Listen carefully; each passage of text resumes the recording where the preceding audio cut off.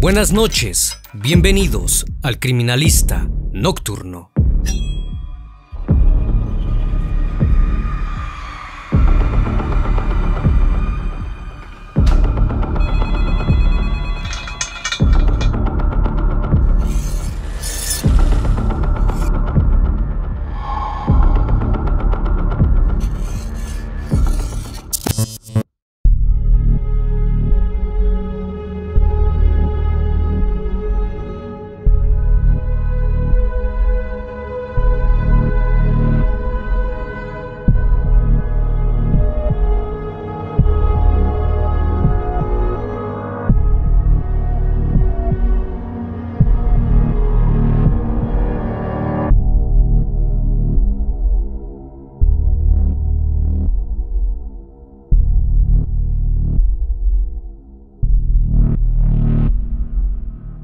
Los siguientes hechos ocurrieron el 16 de octubre de 2021, en el municipio de Juárez, en Monterrey, Nuevo León, México.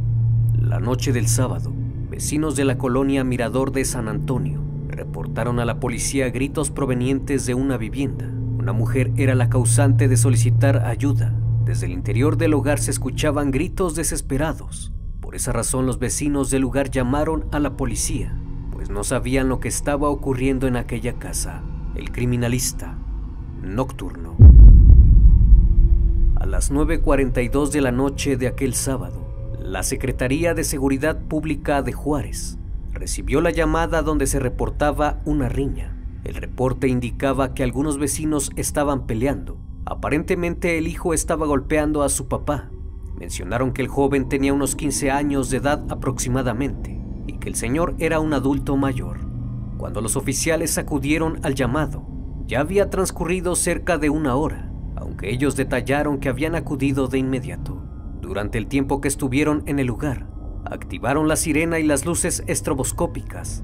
Los oficiales llamaron a las puertas de varias casas, pero nadie respondió, hasta que una vecina indicó que la riña se había suscitado en la vivienda marcada con el número 202B de la calle Benoni. Policías municipales acudieron al domicilio y al tocar la puerta, fueron recibidos por un joven quien les dijo a los oficiales que todo estaba tranquilo y que ahí no ocurría nada. Aquellos elementos no indagaron más y no ejercieron ninguna acción en el inmueble. Los agentes se retiraron y a las 10:22 de la noche se comunicaron con el C4 para cerrar la llamada de auxilio. Durante el transcurso de la noche, no hubo algún incidente y todo pareció volver a la calma. Lo único extraño fue que el chico encendió su bocina y subió todo el volumen. Para algunos vecinos esto era muy extraño y comenzaron a sospechar lo peor. A la mañana siguiente, el joven salió del domicilio y fue visto por un vecino, quien aseguró haberlo visto caminando desorientado y con manchas de sangre en una toalla que llevaba, la cual le cubría de la cintura para abajo. Cuando éste le preguntó si estaba bien y qué le había pasado, el chico le contestó que iba a comprar barbacoa. Nadie en el sector se imaginaba la magnitud de la tragedia que estaban por descubrir. Cerca de las 6:25 de la tarde, el joven llegó a una tienda de conveniencia en San Pedro Garza García, ubicada en el cruce de Díaz Ordaz y Corregidora, para comprar alimento para perros. Al salir, el muchacho comenzó a devorarlo fuera de la sucursal. Dos policías se encontraban en esos momentos en el estacionamiento del establecimiento, aún sin saber quién era y desconociendo lo que había hecho. Los elementos de la policía municipal se aproximaron a él, ya que les causó extrañeza que se estuviese comiendo el alimento para perros. Cuando le preguntaron si se sentía bien, él contestó que no, e inesperadamente les confesó que había asesinado a todos los integrantes de su familia. En un principio, los uniformados dudaban de la versión que les dio el presunto criminal. Aún así lo retuvieron. Al momento de ser detenido, el indiciado se puso agresivo y golpeó en la cara a uno de los policías e intentó escapar sin éxito. Fue sometido y trasladado a la comandancia de San Pedro. Mientras tanto, los oficiales dieron parte a la Agencia Estatal de Investigaciones, quienes arribaron hasta el domicilio que aquel joven les indicó como el lugar del crimen, ubicado en la calle Benoni 202B, en el sector 14 del fraccionamiento Mirador San Antonio, en el municipio de Juárez. Cuando las autoridades se trasladaron al sitio referido, confirmaron la tragedia, pues fueron testigos del horror que envolvía a la casa. El sujeto fue identificado como Brandon, de 23 años, quien presuntamente había asesinado a su madre, a su padrastro, a su esposa y a sus propias hijas. Trascendió que el asesinato se perpetuó la noche del sábado, ya que vecinos informaron a las autoridades que el día anterior habían escuchado una riña al interior del domicilio y que incluso elementos de la policía habían acudido, pero no hicieron nada, por lo que el sujeto habría pasado la noche con los cuerpos sin vida, aunque otra persona del sector informó que lo vieron aquel día domingo a eso de las 8 de la mañana, jugando en el parque con sus 2 hijas. Pero de acuerdo a las primeras indagatorias, el joven asesinó con un arma blanca a toda su familia, a quienes luego de privarles de la vida, intentó ocultar. Encendió la música a alto volumen para tener tiempo de hacerlo, pero se dio cuenta que era más difícil de lo que creía, pues en un principio pensó en enterrarlos, pero el traslado de los cuerpos le fue imposible. Tanto la primera planta de la casa como la segunda estaban repletas de restos hemáticos, los rastros iban a dar al baño. Cuando procedieron a abrir el inmueble, confirmaron lo dicho por este joven. En el baño de la primera planta se encontraban los cuerpos de Carolina Escalón Ramos, de 25 años, esposa del sujeto, junto con sus 2 hijas, Corina, de 6 meses, y Desiree, de 4 años. Todas ellas presentaban heridas por arma blanca. En el baño de la segunda planta fueron hallados los cuerpos de Mónica Campos Camacho, de 50 años, madre del sujeto, y Guardenio Vicencio Cruz, de 45, su padrastro. El joven quedó a disposición de las autoridades y se inició la carpeta de investigación. Brandon había pasado los últimos 3 meses internado en un centro de rehabilitación debido a su adicción a las drogas. En ese tiempo, Carolina, su esposa, vivió con sus 2 hijas en la casa de sus padres, en la colonia Santa Mónica. El sábado en la mañana, la madre y el padrastro de Brandon fueron a buscar a su nuera y a sus nietas para llevarlas a comer, dado que el joven saldría de rehabilitación, a pesar de los problemas de violencia dentro de la relación, que empeoraban por su adicción a las drogas. La familia de Carolina aprobó que regresara junto a sus 2 hijas a la casa de su suegra Mónica para convivir de nuevo con Brandon, pues hacía tiempo que las niñas no veían a su padre. Al salir del centro de desintoxicación regresó a casa, engañando a sus seres queridos con la promesa de que iba a cambiar. Incluso llevó a sus hijas a pasear al parque y todo parecía marchar bien. Nadie notó nada extraño. Al poco tiempo regresaron a la casa y el chico salió por un momento hasta que se encontró con un conocido con quien volvió a probar el cristal. Horas más tarde regresó completamente drogado. Ese sábado, al regresar a casa, su padrastro y su madre comenzaron a reprenderlo, pero lejos de mostrar su arrepentimiento, se llenó de ira. Comenzó a golpear a su madre y a su padrastro, quienes se encontraban en la habitación de la segunda planta. Después de eso bajó y cerró la puerta con llave y se dirigió a la cocina para tomar un cuchillo. Por su parte, Carolina y sus hijas se encerraron en la habitación de la planta baja. Él subió y con el cuchillo empuñado comenzó a dañar a su progenitora y a su padrastro, quienes al recibir la agresión se refugiaron en el baño. Sin embargo, eso no fue suficiente y finalmente los asesinó.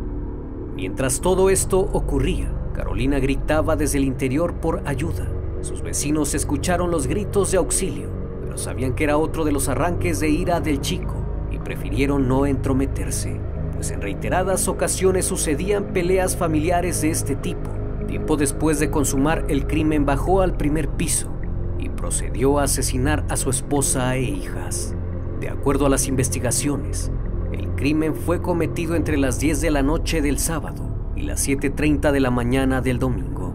Brandon, completamente fuera de sí, ocultó los cuerpos de su madre y su padrastro en el baño de la segunda planta y el de su esposa e hijas en el baño de la primera planta, hasta que finalmente el sueño lo venció y se quedó dormido en la misma casa, donde asesinó a los 5 miembros de su familia.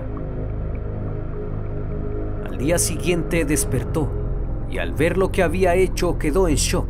salió de la casa y pensó en huir. Fue entonces que se trasladó hasta San Pedro Garza García, donde fue detenido. Los investigadores del caso comenzaron a indagar más en el hecho, pues no daban crédito ante semejante crimen. Pues cómo es que una persona en apariencia tranquila de pronto se hubiese transformado en un sujeto desquiciado y violento, capaz de asesinar a su misma sangre. Fue entonces que elementos de la Agencia Estatal de Investigaciones acudieron a inspeccionar el Centro de Rehabilitación Guerreros Libres, ubicado en la calle Zapotlanejo 339, en la colonia Tierra Propia en Guadalupe, donde el joven había estado internado poco más de 3 meses. El personal de este lugar informó a los agentes que Brandon llegó hace meses por petición de su familia, por consumir cristal y solventes. Sin embargo, el sábado 16 de octubre su mamá y su padrastro acudieron para solicitar el alta del paciente en recuperación de manera anticipada. Los oficiales querían saber si había alguna señal previa a los asesinatos que indicara planeación. El lugar donde Brandon estaba recluido cuenta con 45 cámaras de seguridad y según el personal que labora con adictos en tratamiento, el chico nunca mostró ningún comportamiento agresivo. Muy por el contrario, era bastante tranquilo y al parecer todo iba mejorando, aunque informaron que no terminó el tratamiento completo debido a que su progenitora abogó por el joven, indicando que él le prometió que dejaría las drogas. Las autoridades solicitaron los videos de las cámaras de seguridad de los últimos días que permaneció el presunto asesino, aunque no lograron encontrar nada fuera de lo normal. Se piensa que el joven actuó por el resentimiento a ciertos integrantes de su familia, por haberlo internado en contra de su voluntad en un centro de rehabilitación. Todo esto motivado también por el consumo de sustancias ilícitas que desencadenaron en un ataque de ira. Y ese sería el factor detonante para que Brandon cometiera la masacre. Brandon y Carolina se conocieron a mediados de 2016, al coincidir como empleados de un call center en el Parque Industrial La Silla. Para ese entonces ella tenía 19 años. Ambos se fueron frecuentando cada vez más. Él parecía buen sujeto y no pasó mucho tiempo en que le pidiera que fuera su novia.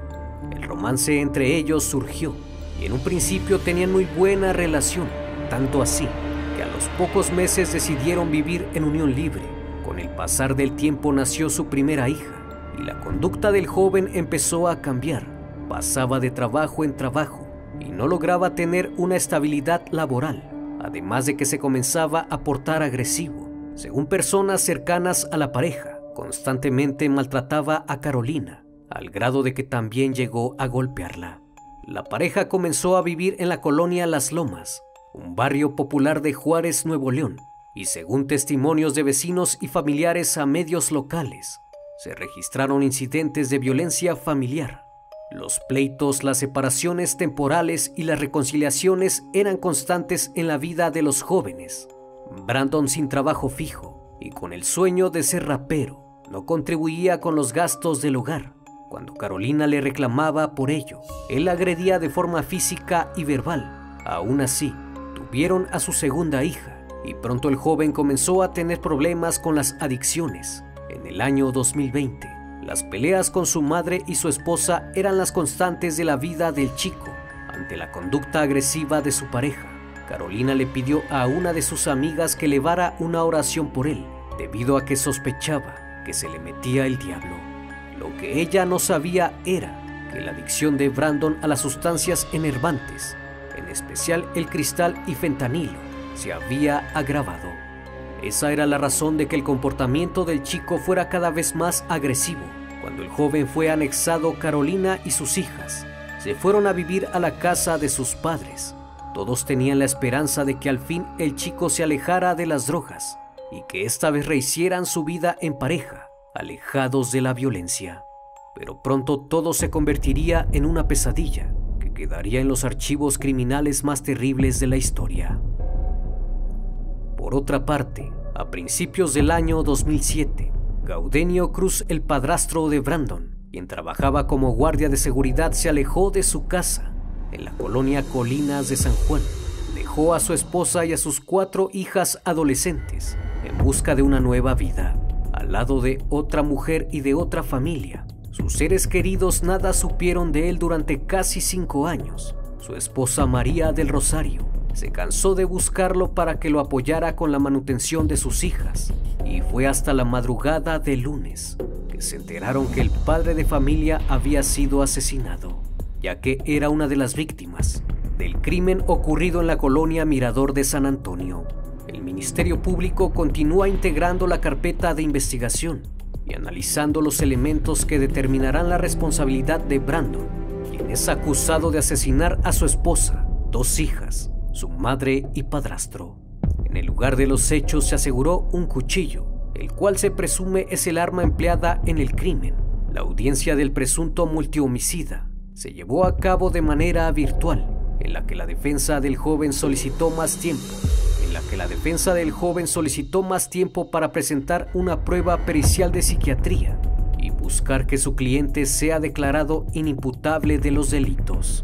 Debido a esto, el juez le asignó a un perito psiquiatra del tribunal para que realice los exámenes necesarios y así poder determinar si el joven es inimputable.